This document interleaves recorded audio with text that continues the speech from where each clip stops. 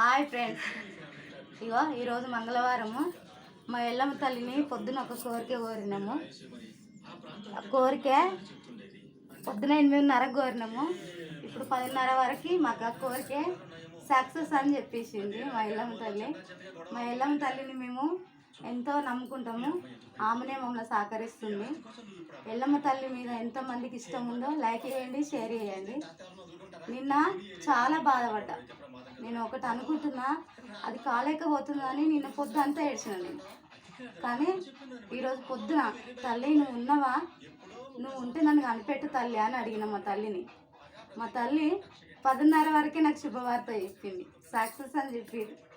అదే ఫ్రెండ్స్, నేను కోరేది మా ఎల్లమ్మ తల్లిని. 7 ఏళ్ళ కాలము మా తల్లికి నాకు అండదండగా ఉంటుంది.